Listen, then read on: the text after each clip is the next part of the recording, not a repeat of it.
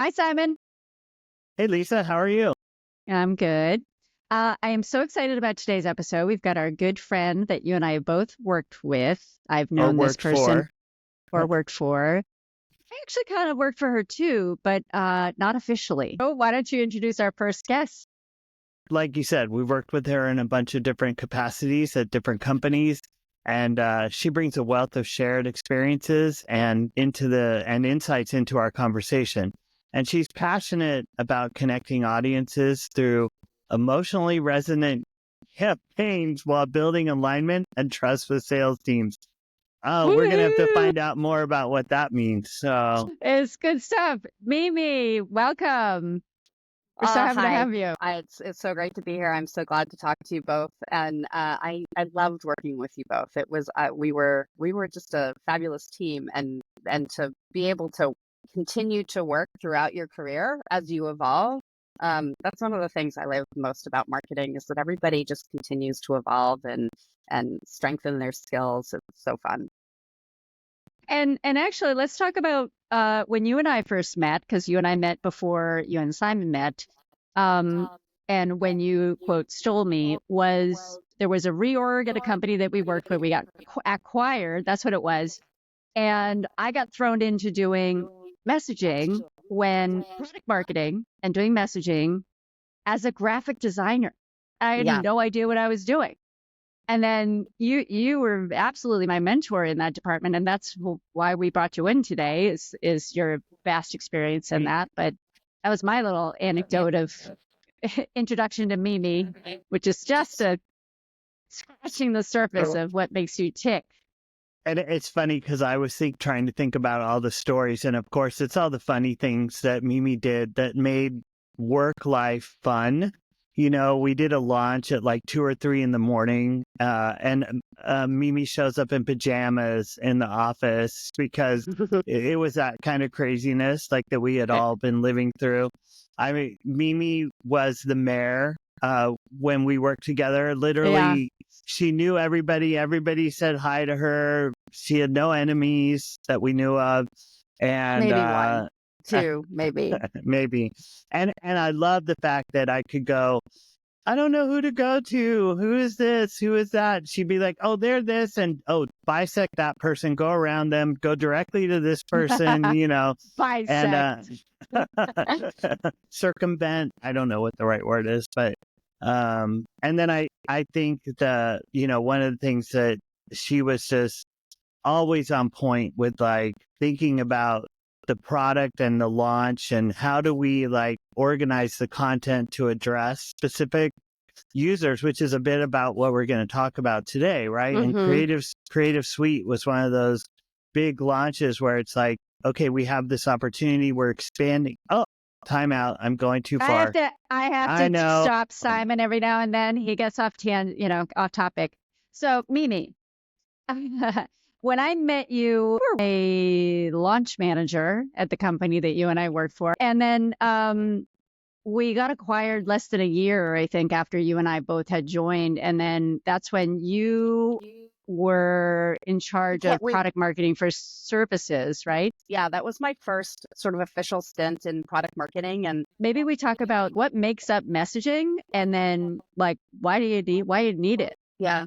I don't know that people know that they can write copy, and Simon and I have talked about this, that it's copy and messaging are not the same thing. And we need to kind of like, what's the difference between those? Well, so I think messaging is actually in the middle of like the process, right? So if you think about it, you have your audience, and you have to decide sort of what's your go-to-market plan, who are you talking to, and then you develop that audience, and that will help you determine like where you're going to message, where you're going to advertise, and all of that stuff, right? Because at that point, hopefully you've done that, and then you have a product that has product market fit.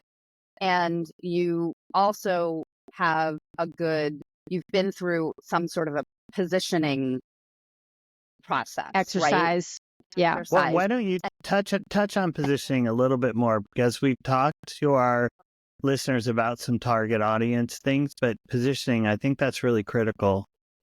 Yeah. So positioning is the exercise, and again, if, this is something that big companies will spend months or years doing, in B2B, we tend to go pretty quickly. I'm going to put in a recommendation to read Obviously Awesome by April Dunford. And if you haven't read it or listened to her podcast or followed her, she's really good. It's a super breezy read. It's very B2B focused, but she gives a really nice framework for how do you go through and do sort of positioning that works. And I think the first part is understanding your audience, being very clear and crisp. You don't have very generalized statements of I'm looking for women, who are over 50 working from home. You need to get pretty specific, and that audience, right? And you might have multiple audiences, Yep, and then we've talked about that. you decide what are their key pains and what are they feeling, and generally then you can go into figuring out what your solutions are. And in my mind, I love the example of the iPod because, and I think everybody uses this of, if you had gone out and you had talked to the target audiences that Apple and Steve Jobs were looking to get, they wouldn't say I needed all my songs in my pocket, but they might say, I do a lot of exercise. I need, the Walkmen are big and chunky, and every time I run, it skips, or, things like that. And, I have to carry around all these CDs and then they get lost and what, right? They would be talking about those pains, and then you come back with a product that answers that. And then you come up with your positioning on how do you tell the story? How do you make the connection between your product and, and the pain point and the solution that you have. And so then from there, you create your messaging, which is not copy. That's not, a lot of times people try and wordsmith their messaging documents. One of the things that April Dunford talks about is that a messaging document almost, she doesn't even suggest you do one because it never gets used. Like, you create it, you spend hundreds of hours, and then it just sits there. So, you still need to create these things and to have like a North Star. What are we trying to prove out, or what are we trying to provide proof for? Yeah, but I think, finding whatever works for you as a document that you can refer to, and it's a living document because maybe it's going to get updated. One of the things I think about, and I actually recently threw away, was the printed versions of the launch materials we had for Macromedia. And, you have your 25, 50, 100-word blurbs. You have your pain points. You have your, you have your 3 pillars, blah, blah. Those were actually designed to be cut and paste. Copy. Okay. Right. I mean, so it was a messaging document that was actually copy blocks for being able to reuse them.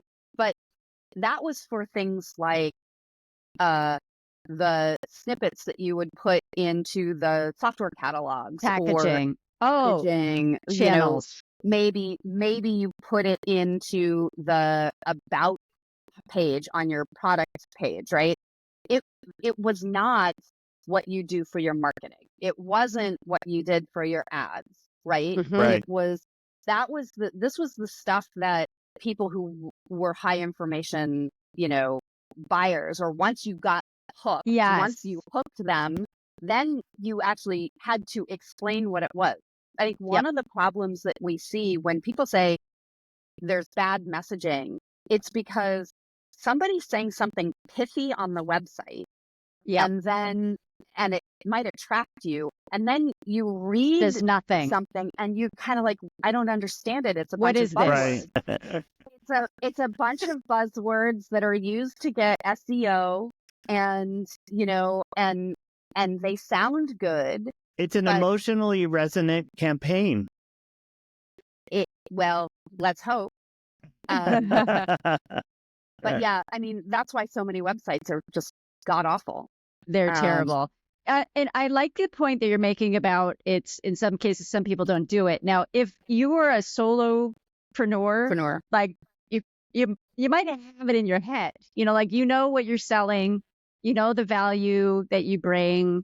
You maybe have 3 benefits that you offer that then there are proof points underneath those benefits to say this is how we demonstrate. So like use the iPod example, and it's 1,000 songs in your pocket. Well, there's, it's small. It holds this much space. Like that's the tech specs. That's the proof. None of this fluffy stuff that you're talking about, that some companies do. Like you have to Well, it was give. aspirational too, right? It's like, Yeah. what? 1,000? Wow. Yeah. I've got so much power. Like, Yeah. I can't possibly listen to 1,000 songs. Exactly. Right? Now we kind of talked about, so again, if there's a difference between if you're an individual, and it can probably be in your head, but I think of some, like there's a organization that I work with, there's maybe like 5 or 6 employees, and they write a lot of copy for ads. And I keep having to remind them that there's like, what is our, like, we're not all on the same page. So like, how do we have something that is like a document? I don't want to call it messaging because again, a lot of people call it, they think copy and messaging are the same. But what are some of the like core components that you would want for such a document? I'll just call it that. I think there's a difference between your core product messaging and a campaign brief. And That's fair. Good point. So I think what you do is when you move from the strategic, which is you have, your strategy is going to include your branding with your tone and your visual look and feel and sort of what is your promise. And that's all about you. That is not, to some degree, it's about your customers, but that's really about how you want people to view you. And then you have your product and you have your product messaging. And that's what is it, how are we connecting with our user? What's the product market fit? How do we talk about it? You have messaging for different, you might have different messaging for different audiences, right? Mm-hmm. It's not one size fits all. It better not be. And Yeah, exactly. And then when you then decide to say, okay, now we're going into a campaign, because, if you were especially a lot of products have a lot of different features, hopefully, right? Mm-hmm. Especially if it's a service, because it's not going to be something, with a service, you're hoping that it's going to be somewhat complex and you're going to have many things that will evolve with your user over time in order to retain them for, getting a long lifetime value. So you think about your campaigns and what are you trying to say to each person at different parts of the journey. And so you think about, okay, if this is a person that's at the beginning of the journey and a beginning of the discovery and you're trying to raise awareness, what do you say? If you're moving into consideration, and the way I kind of think about it is awareness is the part of the process where you think about, I think I have a problem. I'm not sure. I need validation that this is a problem, and B, it needs to be solved, right? Yep. Consideration is, hey, there is a solution for your problem, and these are the things to consider, or these are the types of people who can help you. Evaluation then puts your product and connects that first part of the story with your product. So how does your product solve the issues that you are experiencing, and what is the value? And then you move to purchase, which is like, think about going from the long list of people to the short list to the last one. And so you need sort of proof points and why we're the best and, why you need to move now. Now, in many sales, that process can happen in 5 minutes. Or it might take 5 years, or exactly. It kind of depends. But it is the process that everybody goes through. And I kind of call it the lean back to lean forward process, right? And so there's certain parts of that process where you need that flick in the forehead to be like, oh, yeah, I need to, right? That's an aha moment for me. Yeah. And so part of what you want to do is create those moments.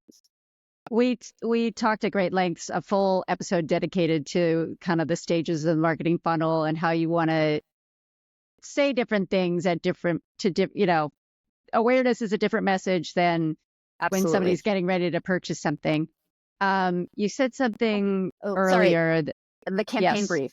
So Yes. the campaign brief, like once you know where you are in the stages, you start to think about now, okay, I know what I'm trying to say to whom and when. So now I need to create the campaign brief where we're talking about and again, this can be heftier if you're at a larger organization or you have a bigger team, or it can be very streamlined. But I think ultimately what you're looking to do is you're trying to say, this is what we're trying to say. This is the one message we want them to walk away with. And the exercise of think, feel, do. What do we want them to think? What do we want them to feel? And what do we want them to do is, I think, a very good exercise. And I think that there's one piece ahead of it too, which I always like to either document or think about at least. What we want them to think at the end of the campaign is different than maybe what they think about right now. Right. So a lot of companies have trouble because they have customers or they have people who know them for one thing, and then, they can do something else, or they've added a product or whatever. And so, Adobe is a great example. Adobe for decades was just designers, and then they bought Macromedia and we were designers and developers, but nobody really thought about the power behind for the business user, right? And that was Right. Acrobat.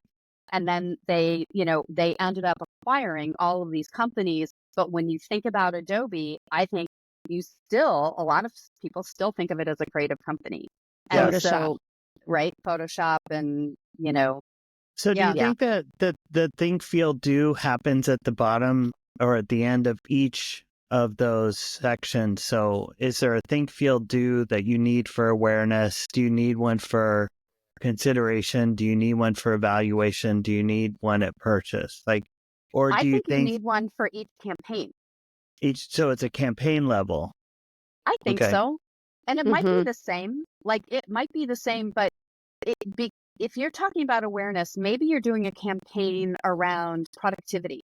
And so you're going to have different think, feel, do's than you might have if you are also talking about ease of use, right? Okay. And both of those might be pillars of yours that you might use, but they might be for different audiences, or different, it might be that you're going to run a campaign where, at the end of the year, you're feeling really pressed for time. You've got a million things happening. It's vacations, right? And so productivity is top of mind for you. Whereas in January and February, where you might be having a lull in your business or whatever, you're thinking more about, okay, I need to get things done with ease of use, right?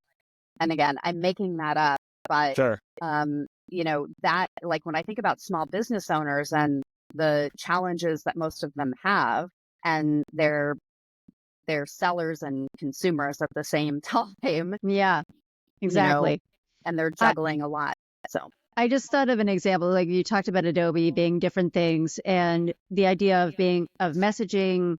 You can have the same product, but you might talk about it differently depending on your audience. And the example I think of is actually Photoshop, which I alluded to a second ago, where when we had our Creative Suite or Creative Cloud launches, Photoshop is ubiquitous to the mainstream. However, we had very specific segments that we were targeting for Photoshop. We had the web developers or designers, we had video producers or editors, and we had different messages depending on what you were. And even though it's the same product, we would highlight different features depending on who you were, and we would highlight how it was relevant to their workflow. So it was very specific. It's the same product, same company, but yet you can highlight different things about that depending on who you're targeting. Yeah. I was gonna another example that people maybe have been exposed to recently is Airbnb. If you think about Airbnb has a lot of different customers, right? And I don't think that they are advertising. I think they're very targeted. And so I get ads for buying Being a host? Airbnb, no, for being a parent.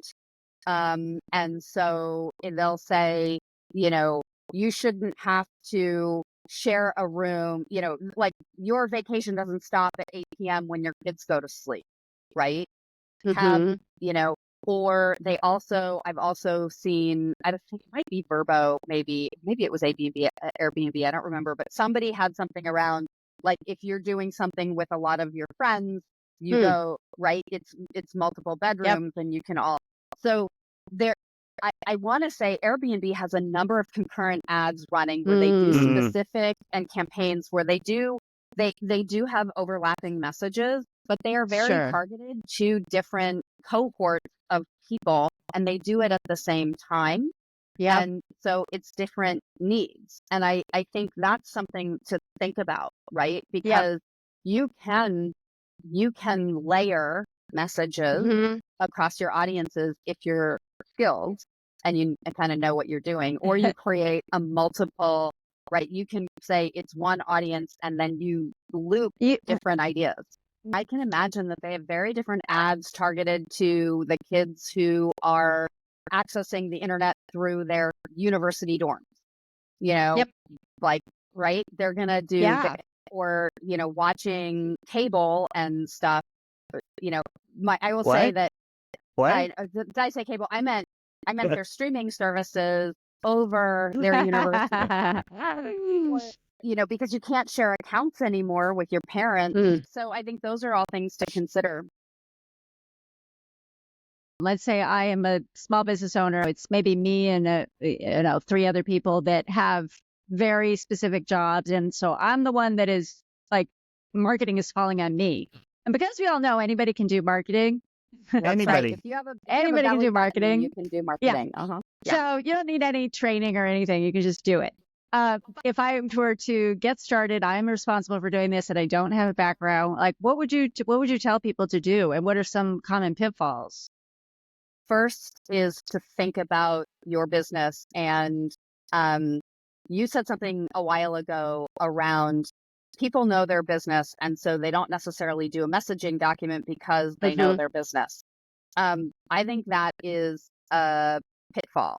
And, for any of us, so there's a new trend for people who are, in the business world to create their own brands. And there are a number of books out there around how do you understand who you are as a product or service and be able to get very crisp about that. Whether you're looking for a new job, whether you're looking for clients, whether you're trying to figure out what kind of, like, what makes you happy.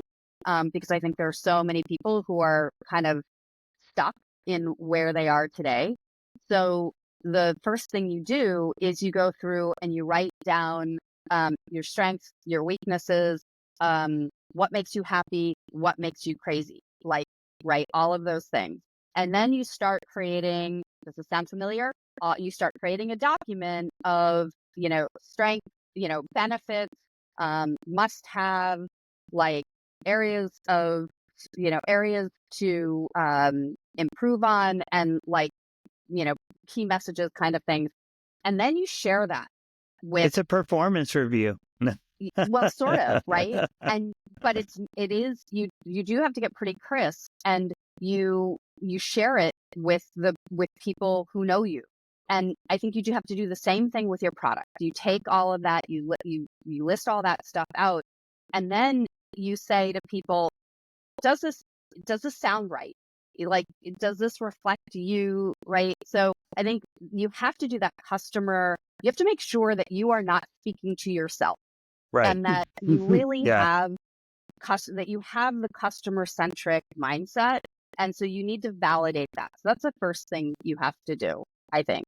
I think the second thing you would do is, and there are a lot of really easy tools that, you can do, like intercept testing. You can just grab, somebody off the street and give them a coffee card and ask them 5 questions, lots of things you can do that's super, low fi. The second thing you should do is watch ads, be your own consumer, be very thoughtful. Think about the things that you are responding to and think about the meeting that went into creating that ad, whether it's something you saw on Facebook, whether it was an ad you saw on TV, billboard, whatever. Think through what that is. You could also search on the internet, and oftentimes there is some description about like what it was and what went into it. So think about that, and because everything is very, very thoughtful. Like, and a lot of things before are you thoughtful. move on to the next thing, though, when you talked about looking at other ads, sometimes I find myself delighted with something, and then I'm like, oh, this was an ad. Like, it's like it doesn't even seem like it's an ad, and those to me are almost even better. There's a lot of video advertising. Or the like influencer videos that are like, I use this thing, and it's like it's so casual that you think, oh, it's just this random person. It's like, no, that's an ad, Well, and I know there is a lot of advertorial content out there, tons. And so I don't know why this pops into my mind, but van life is a big thing. And so, maybe it's just me, but they, well, you this got the idea, beach right there. Are there a lot of vans right there? Yeah. No, I guess maybe I just really like tiny houses and like the idea of that. But, and then how often should you be revisiting your messaging? You did talk about it being a living document. Well, so I think you should or whatever that word.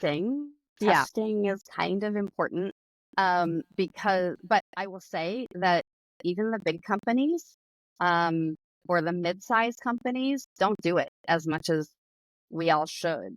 I will say one of the biggest pitfalls is time and patience.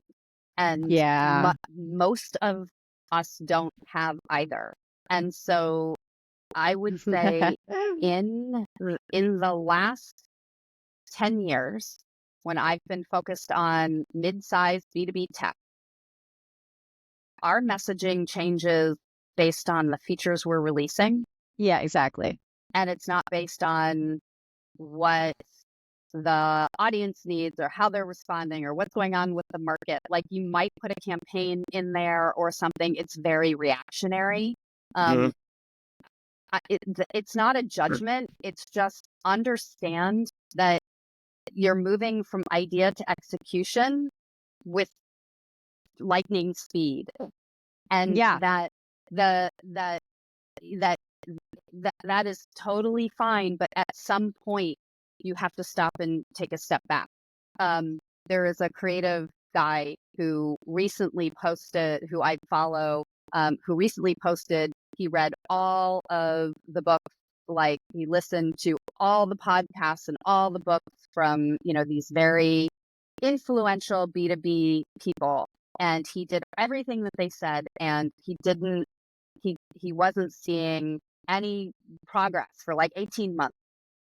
So he stopped and he meditated for a month, and he came back and he came back and he had an idea and he implemented it, and he immediately got over 3,000 followers and generated something like $2.6 million in pipeline. Now, granted, he's this is a creative agency focused on building like category creation, but that to me was a really important idea. And I've actually had my teams stop and say, okay, we're going to take a day where we're just focusing on our own stuff.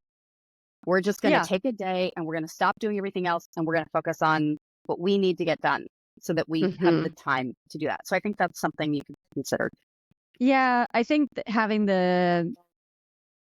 not just the time, but it's having permission to not being bombarded with the day-to-day stuff and like just sitting down and focusing if you don't have direction. That's the thing, that if there's nothing and it's just a gut reaction of this is what I think I should do.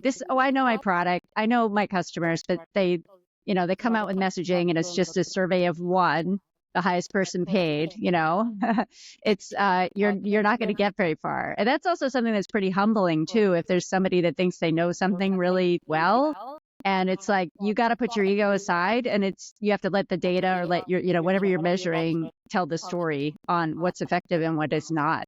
Yeah. The data is really important. I would also say, sometimes if you think too hard about something, you're not going to get it.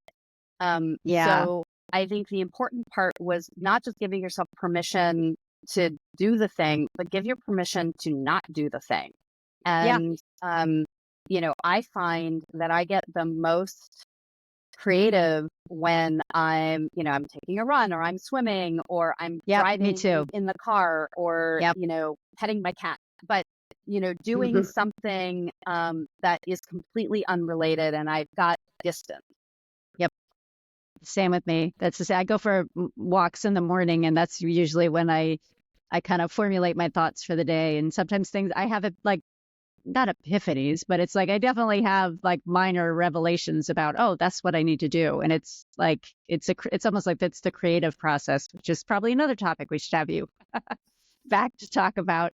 The one last thing that I wanted to touch on, which is a little bit more technical, but I do think it's worth talking about. We talked about the notion of messaging and copy are usually not the same thing. But there can be exceptions when you use it as a thing for people to leverage. But what about search engine optimization? Where do you think messaging and SEO, is there a place for it, or is that more in the campaign level, you think? No, because if you think about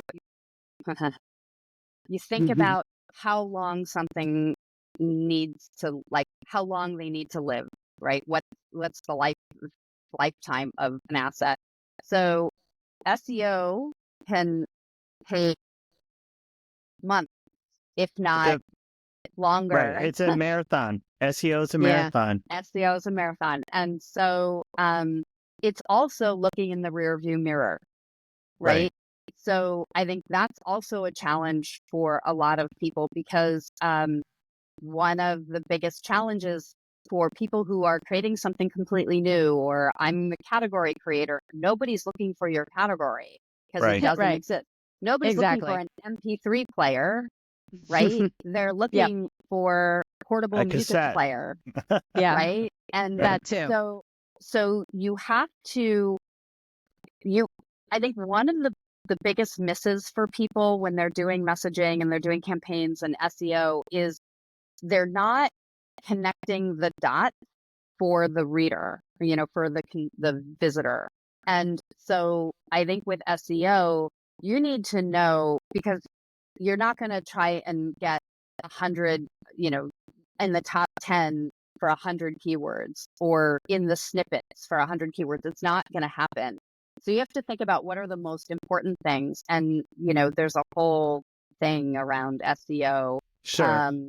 But I think what you need to be very, very focused, and focus is not always an area of strength for marketers. Sure. Of smaller companies. You would say that SEO plays a part in helping to set up the messaging, right? It's a data source. It's like you said, it is another set of data that you could look at to inform your messaging. Well, but also to inform. Sorry. No, you can disagree. No, it's a free country. I sort of in the middle, and I'm sorry I interrupted you. I no worries. think that it's a combination of, like, it informs your messaging, sort of, but I still think that if you're trying to be beholden to SEO and you're thinking about that up front, then you're probably missing things. So I think you first need to figure out what are your core competencies, and what do people think of your core competencies are. That's going to inform your SEO strategy. And then your SEO strategy doesn't inform your campaigns or your copywriting as much as it informs your content strategy and the copy within that. Because your ads and the things that are hooking you are going to hook you. That's like, you have the curated kinds of marketing, and then I think you have the organic pieces. And of course, you have to have good content with good like headlines and stuff like that's going to grab somebody. Sure. But yeah, I was thinking a lot about, though, what you said, like MP3. If no one's searching for your company terms or a feature that you're offering or a service, but there are other things that you are related, like as the product owner, you know that, well, MP3 is really music in a different format. So I can look at search information about how many people are searching for taking my music somewhere, or portable music, or there may be other terms. And then those that's where I was sort of trying to connect the dots that. right. You link them. Right. Link them, Mhm. right? You'll say something like portable music, MP3 is portable music you can stick in your pocket. Right. Or Yeah, you whatever, can right? You can use the data from the current sort of search, what's happening in the world of search and search trends, to sort of help you maybe provide bolster. Yeah. or just provide some direction on to create those links. Yeah. Yeah. In your messaging and in your copy. So Is there anything else that you think we haven't talked about that is relevant that you would like to address? No, I would just say, I think there are a ton of amazing writers out there, and they provide really great. There's annoying content on LinkedIn, and there's good content on LinkedIn. Yeah. And I follow Emma Stratton, who has a company called Punchy, and she just wrote her own book. And so I love seeing her. She does carousels where it'll be like, oh, these are a couple of lessons, and I will bookmark those once in a while because Nice. while I understand messaging, I'm a terrible copywriter. So I don't agree. terrible copywriter. I think there are so many people. I'm a good editor. I know what works, but I think that there are some people who are really good at not creating that tortured headline. Like, I write the websites where people are like, what the hell is that saying? I don't understand. That I write those.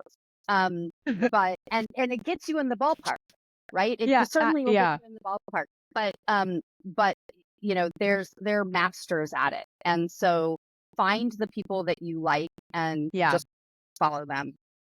I think that's a good idea.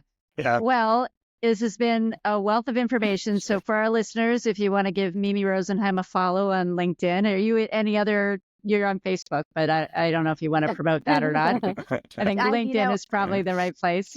Well, thank you, Mimi. And just to sign off, so whether whether we're deep diving into strategy or taking delightful detours, you'll never want to miss an episode. So why not subscribe? From tangents to tactics, it's mostly marketing. Thank you, Mimi.